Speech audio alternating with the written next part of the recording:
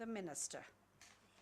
Moshe Kahlon, welcome to the IDC Herzliya.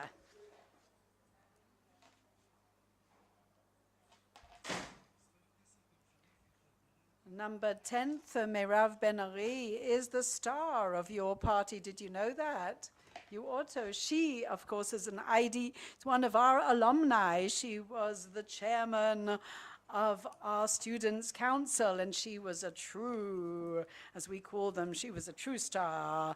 And just as many are in your party, and we're not surprised because we believe that Professor Reichman, will there be a majority, the IDC alumni in the Knesset? I believe our alumni will create that majority in the Knesset. Minister Moshe Kahlon, as the Minister of Finance, has carried out many a role. He was the chairman of the Ways and Means Committee, and as the Minister of Communications, he spearheaded the cellular reform. Thank you very much for that. Boy, did you save us thousands of shekels, and I will remember that because I had 4 children, teenagers, who were spending so much on all that, and you saved us money. And Moshe Kahlon, he was also awarded the prize for being the Knight of First-Class Governance at the time, a recipient of that prize, and he's taken upon himself one of the worst challenges of all, and that is the solution of the housing crisis in Israel. And thank you very much for coming. Please join us. The floor is yours. Minister of Finance, good afternoon. First of all, I would like to congratulate the organizers, and you dictated the first question. The timing is so perfect. In a few hours' time, President Trump is going to actually notify us of his decision. Are you going to watch it? Well, yes. What are you gambling on? I unequivocally say he will nullify it. He will definitely abolish it and step out. He will say that this was that they are continuing enriching uranium. They're not keeping to the letters of the law of that deal. And as I know, most of the people involved, he's definitely going to step out of that deal. Now, he took I think it was very clear our Prime Minister, of course, would like that totally nullified, but we hear other voices. The Chief of Staff in the previous month said that it's not such a terrible deal, and it does serve short-term the interest of Israel. So why it is preferable that it should be, and why not build onto that existing deal and perhaps enhance the supervision so we create a new, perhaps, system of levers? Well, when someone says that something is built in a crooked manner, don't continue building on it. And that deal, unanimously saying, even most of the European countries agree that this is a very bad, a negative deal, and that it wasn't built on true foundations. So they agree. We're not, all agreements, we love agreements. Of course, we want the Iranians to bring their children home, of course, and we want them to stop enriching uranium. We want their children to come home from Syria and to stop fighting. But that kind of agreement, we'd rather not have one if that is the kind it is.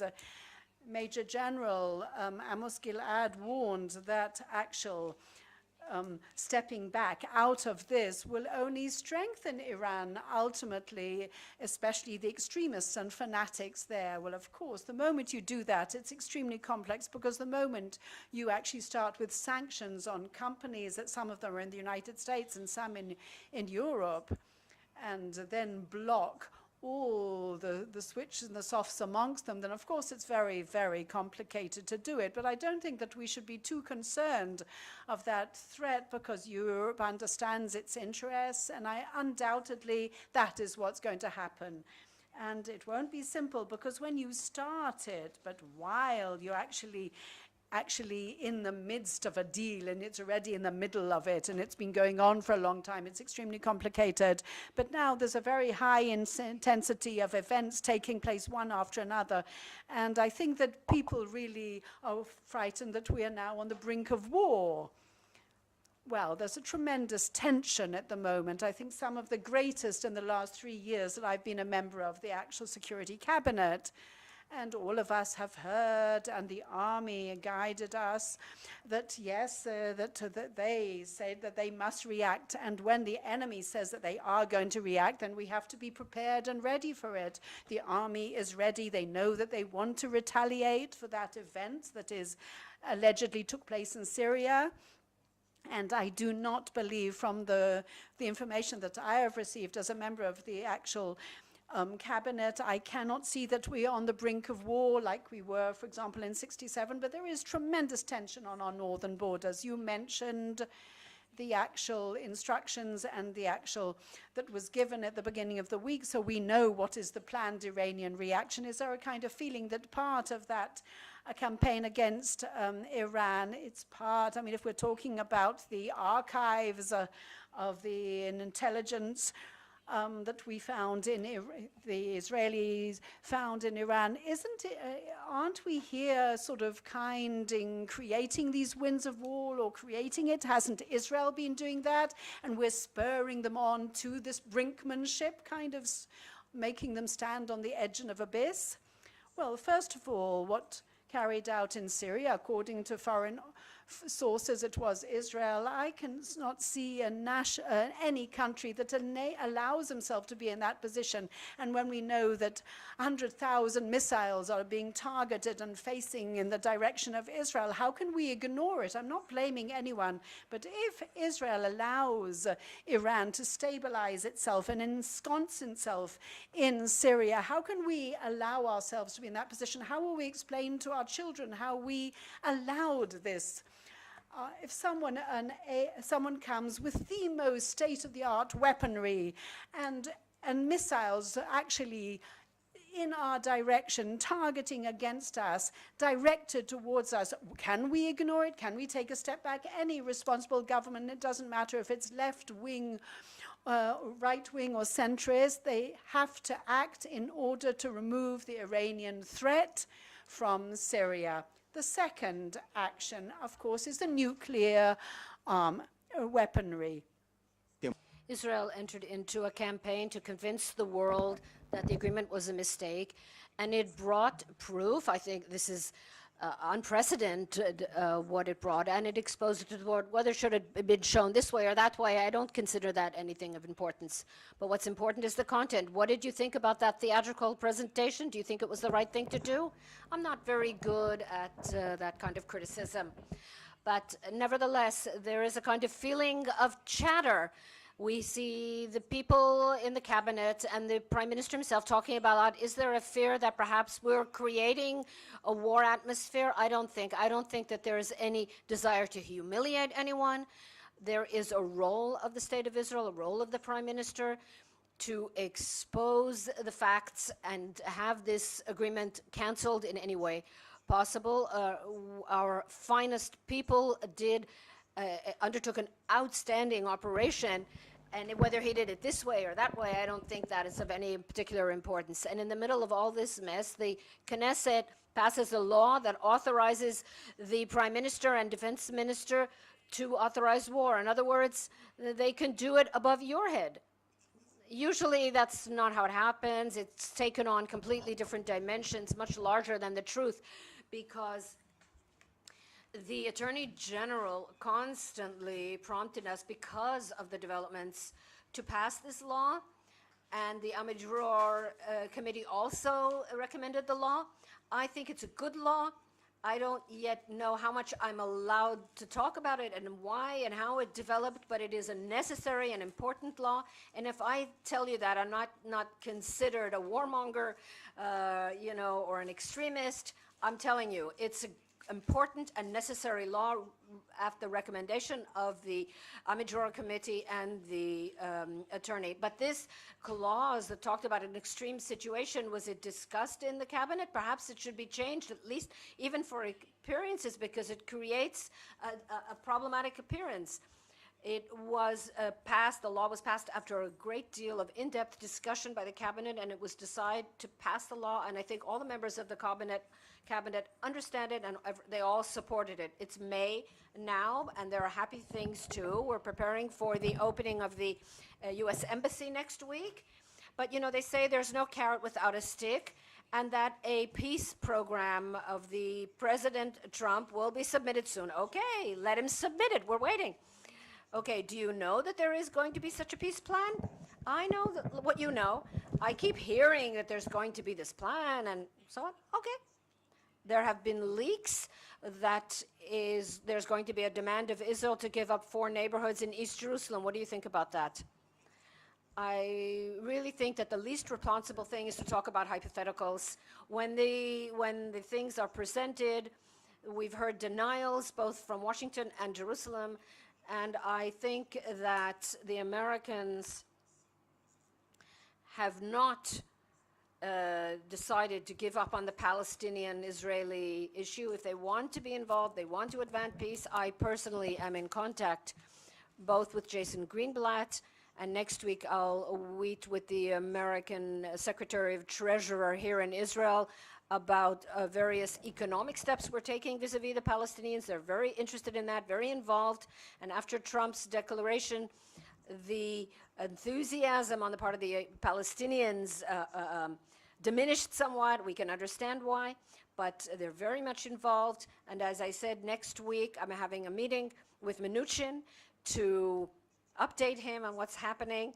And there are a number of projects on the economic level and on the professional level of building a joint hospital, Palestinian-Israeli hospital, joint industrial zones. We're working together very nicely. Our teams are constantly working together. And I'm sure that the Americans will be involved on the political level too. We're talking about now involvement on the economic level, and they want to be involved there. But I believe they'll be involved on the political level too. You are the most senior minister that is in contact with the Palestinians. We sat here last year and you told me about your initial meetings with Prime Minister Rami Hamdallah, and that connection has further strengthened in the past year. You, in fact, are the Israeli-Palestinian dialogue. I am the Israeli interest. We work with the Palestinian Authority regularly. There are a lot of problems because the Oslo Agreement has created a situation where they are dependent on us and they can't manage a lot of things on their own. They have to go through us. The Paris agreements, which are economic agreements that came out of Oslo, and I personally respect those agreements and work with them. And we're advancing issues on a professional level, and we have a very good working atmosphere with Shukr Brashab, the Minister of Finance, and the Prime Minister, and Hassan al-Sheikh, the Minister of Civil Affairs. We're working regularly for the past 3 years. There are hardly any difficulties. And there's a very important subject that the matter of the electricity, the fact that we were not paid, and that's been dealt with as well after so many years. And the sewage and sewage purification and all these things that caused difficulties for both sides, we've moved ahead with them. And we're not holding big parties. I think it's in the interest of both sides. There are those, they don't want to tell this to their people, and that's a little frustrating because it's important to me, and I think it's important for the State of Israel, and I'm working under the full authority of the State of Israel.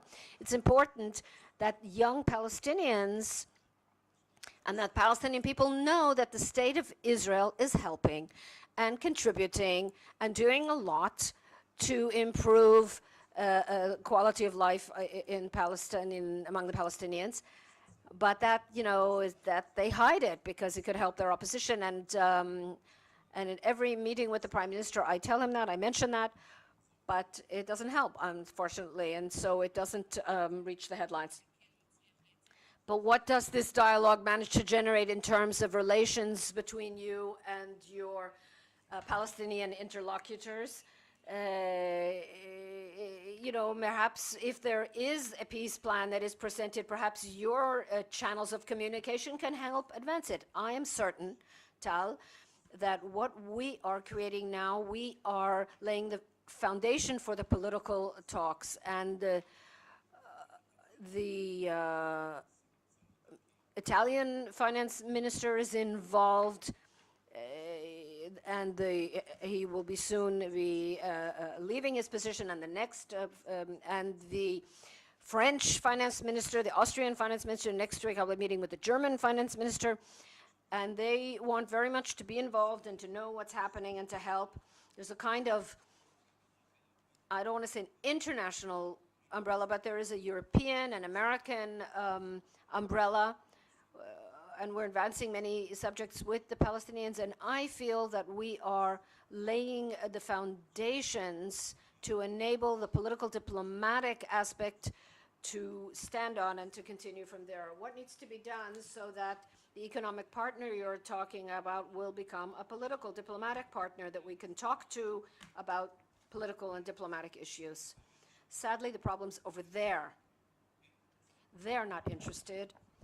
They don't want to talk. We've tried many times, both directly and back channels as well. They have their own problems. I think they're not quite ready to move ahead.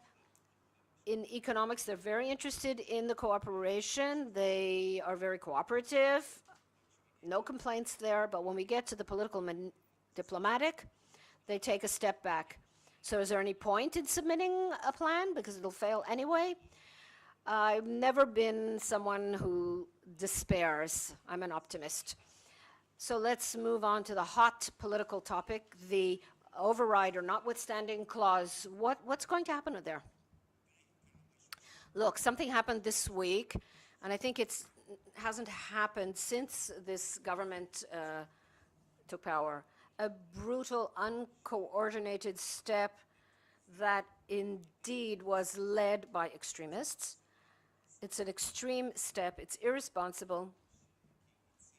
That as if we're going to solve the problem of the illegal aliens. It's not true. It's a kind of arm twisting that has moved Israel to places it shouldn't be. We have about 85% mainstream and 7.5 extremists on one side and 7.5 on the other side. And those extremists are trying to pull the whole state into extreme things that I think are completely not logical and not normal. And I'm happy that I have the political capability to halt that process and not let us be led into places that we don't need to be. Why is that happening? Why is that happening? You said that you and the Prime Minister agreed that this would happen by consensus, this step would be taken by consent, but we're seeing a situation where seemingly there's no governance. You and the Prime Minister decide on one thing and something else happens. It happened that the Jewish Home Party refused to agree to my request or the request of the Prime Minister and acted independently. I don't want to use stronger language, but there's a group of people and they are applying pressure, something they know how to do. You've seen all those groups and all those extremist or right-wing NGOs. How did you feel when you saw your face on the front page of Haaretz? Well, tell them what else was there.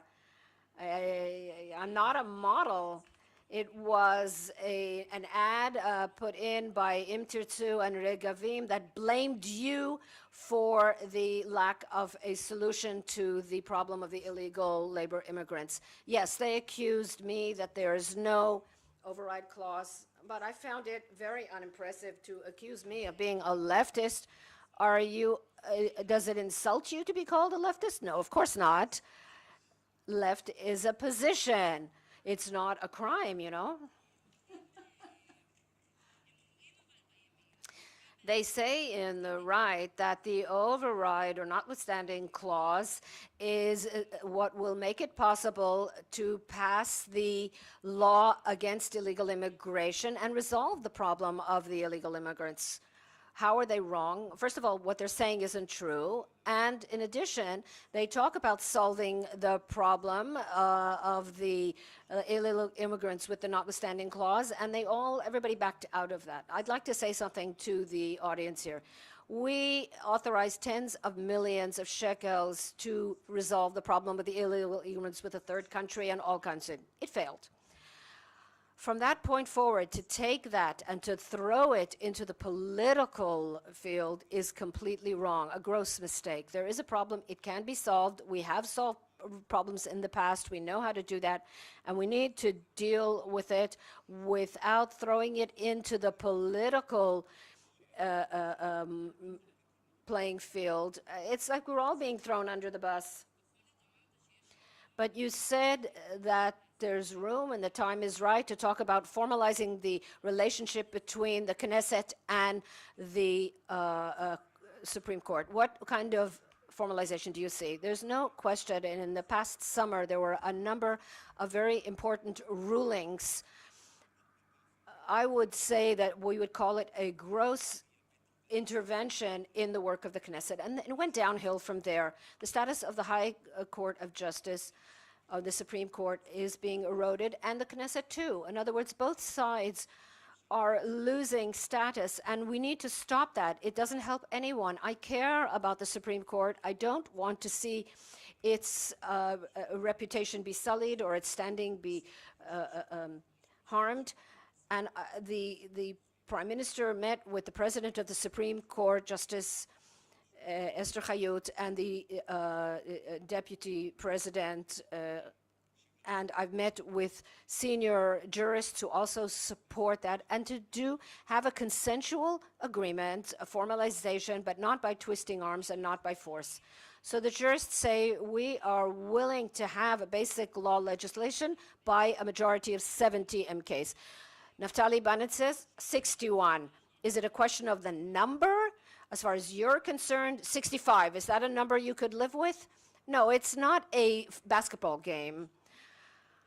There is a matter of principle here. We have to bring the entire package and to discuss it, to see where you can, in which cases a law can be set aside by the court, 9 judges, 10 judges, to see what types of law, individual rights, and so on and so forth, to present a whole package and only then to discuss it. You say there is a solution. What is the solution to the problem of the illegal immigrants? Of course, we'll have to meet and find other solutions. It's not, we're not fated to live with it. When I was a deputy or assistant to the Minister of the Interior in 2001, 200,000 were removed. It's not something that can't be dealt with. It's difficult. The people of southern Tel Aviv are truly suffering, and I agree with everything they say. We can find solutions. We don't need to throw it into the political basket. Is there a solution on the table? Is there a solution, an agreement that there was an agreement that Israel reached with the UN Commission for Refugees, and you opposed that agreement? Yes, I thought that would be too many people who would be allowed to stay here. We haven't seen a proper plan yet. And so I keep saying to the Prime Minister, let's present a program. Let's see what we do. I'm willing to help. The Treasury is willing to help, to take upon itself, and without bragging. You've seen the projects we've done. We know how to do things and get things done. Let's all work together to solve this national crisis. And if the Prime Minister comes with a plan, the same agreement, but a better one, if the numbers are a bit different, I don't know what that means. Any agreement that addresses the issue of the illegal immigrants and helps the people of southern Tel Aviv, of course, I'd be willing to be part of it. It also creates some unrest in your party. There are people in your party who are taking a little bit more of an extreme view than you, and there is an expectation, or is there an expectation that, or pressure that there be freedom to vote? You're talking about the notwithstanding court? No, there will be no freedom to vote. Minister Gallant voted in favor in the committee.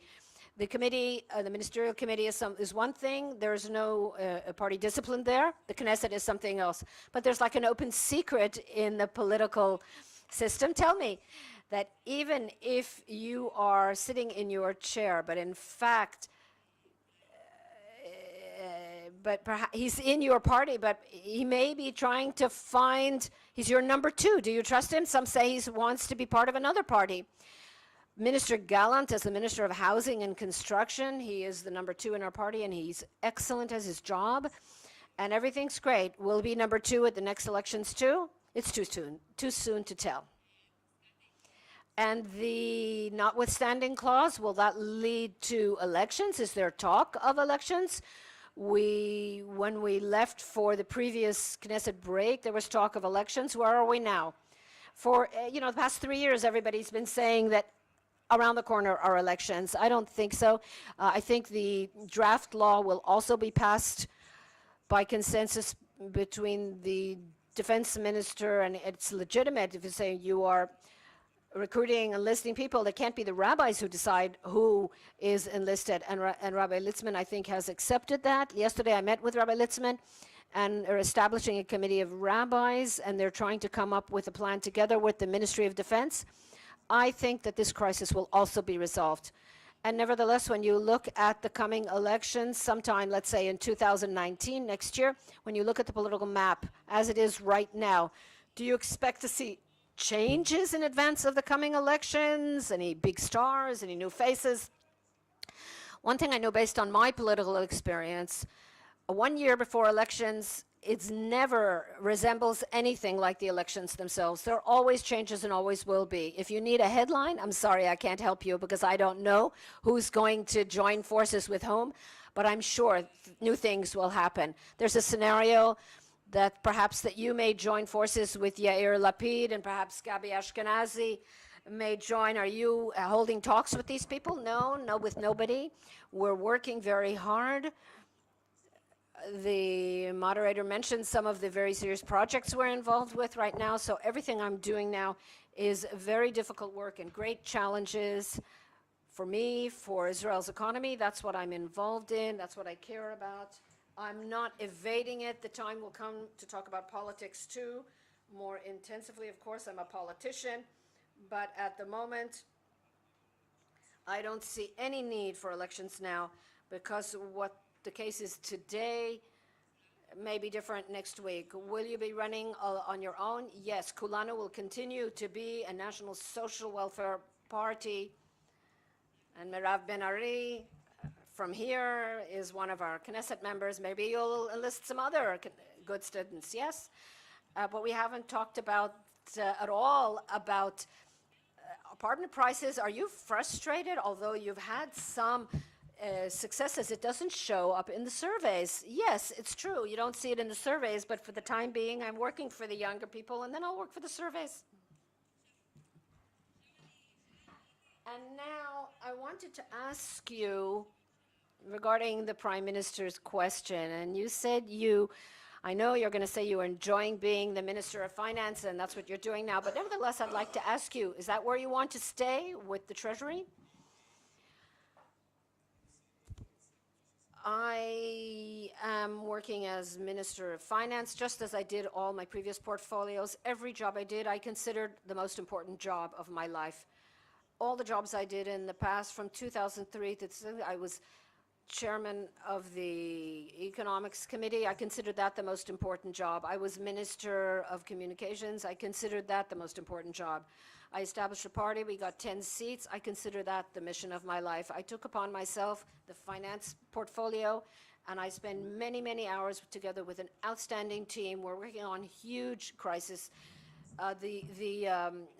Housing is the most obvious one, but there are many other things. I'm involved in, just on the way here, 3 different crises. And of course, you need to take initiative and to grow the economy. So we'll have money for health and education and security. And we're doing that too. We're growing the economy. All the jobs I've done, I did because I viewed them as the most important mission of my life. And if I may say so, I succeeded also. So Amos told me that you're going to have another conference next year, and I'll be happy to come here and talk about my next job there then. There are a lot of people who consider themselves candidates for Prime Minister: Avi Gaba, Yair Lapid, Naftali Bennett, even Miri Regev. But you don't say it. Is that because you don't think you have what it takes to be Prime Minister? Or you just don't want to say it, or you're not there yet? Tal, I think that in terms of my capabilities and qualifications and experience, all the names you mentioned, none of them have done the jobs I've done, have seen the successes that I've done, and they don't have the experience I have in politics. But as I said, everyone can be a candidate in his own eyes. Can you be a candidate in your own eyes? I need to be a candidate in the eyes of the public. Thank you very much, Mr. Minister of Finance.